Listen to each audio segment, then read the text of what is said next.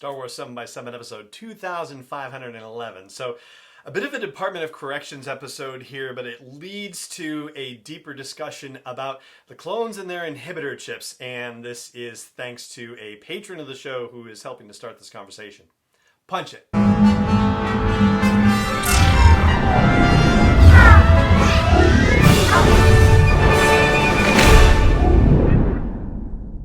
Hey Rebel Rouser, I'm Alan Voivod, and this is Star Wars 7x7, your daily dose of Star Wars joy, and thank you so much for joining me for it. So let me go back and give a little foundational stuff first. In a recent episode of Star Wars 7x7, I talked about the clone inhibitor chips and why they work or why they fail, because we've been seeing examples of this in the Bad Batch series, right? Like it worked for Crosshair, at least, partially, and they were able to augment it, but it didn't work for Tech and Wrecker and Hunter, and presumably Echoes was damaged by all the stuff that he went through with the Separatists while he was being held captive by them. We don't necessarily know for sure, but that seems to be the logical situation because he's with the rest of the Bad Batch and getting the order just like anyone else.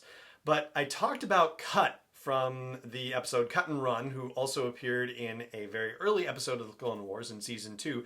Cut is a deserter. He is somebody who, had a moment where he was like, I don't want any part of this war. And with his ship being destroyed by battle droids and battle droids coming in to kill any survivors, he just ran.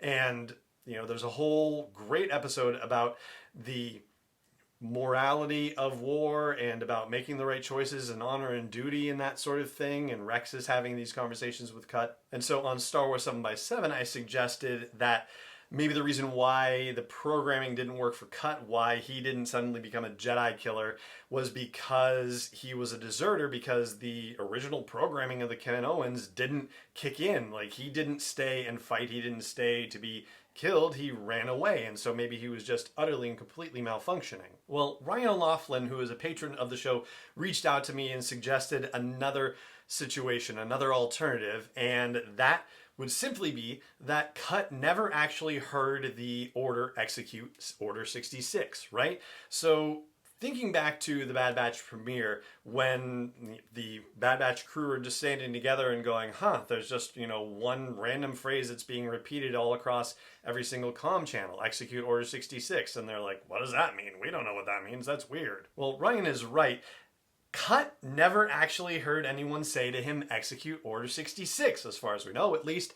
And that put me in mind of a series of comics, a story arc in Series 2 of the Darth Vader series. That one takes place immediately after the events of Revenge of the Sith, so it's like sort of a year one of Darth Vader, basically.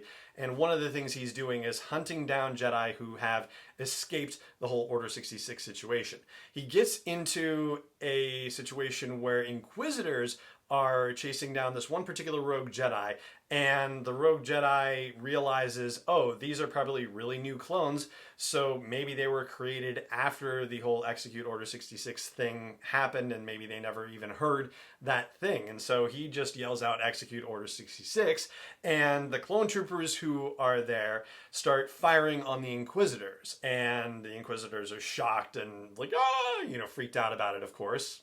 And in the confusion, that rogue Jedi gets away for a while, at least.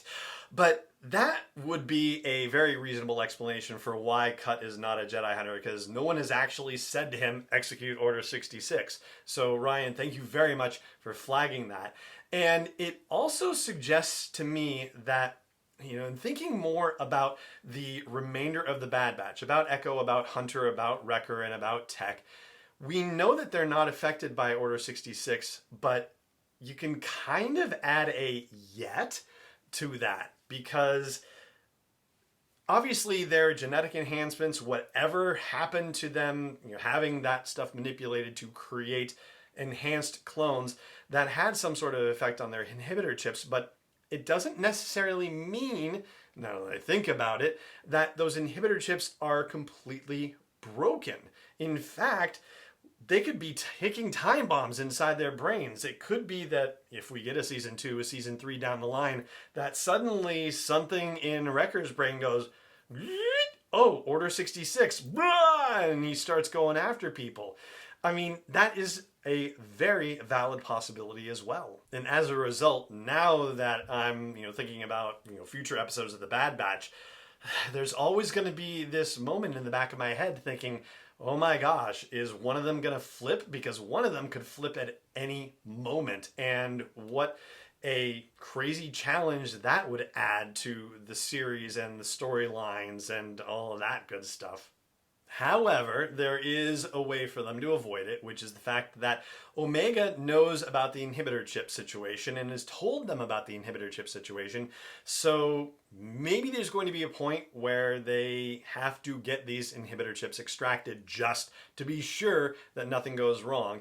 And we already know they're going to encounter Rex at some point in the first season of this series. They're already a day behind him, basically, when they visit Cut on Seleucami, and we get a blink and you'll miss it situation in one of the teaser trailer footage things where Rex is there. So it's entirely possible that they're going to have those chips extracted sometime this season. But until they do, yeah, who knows? Any of them could turn bad at any moment. And that is what I have for you on the show. It's again, a debt to Ryan O'Loughlin, a patron of the show. Thank you so much for supporting me and the show, Ryan. And I hope you've enjoyed this Department of Corrections inspired episode as well. Just remains for me to say thank you so much for joining me for this episode, as always, and may the Force be with you wherever in the world you may be. 7x7 is not endorsed or sponsored yet by Lucasfilm Limited, Disney, or 20th Century Fox, and is intended for entertainment and information purposes only. Star Wars, the Star Wars logo, all names and pictures of Star Wars characters, vehicles, and any other Star Wars related items are registered trademarks and/or copyrights of Lucasfilm Limited, or their respective trademark and copyright holders. May the Force be with them. All original content is copyright 2021 by Star Wars 7x7. We hope you love it.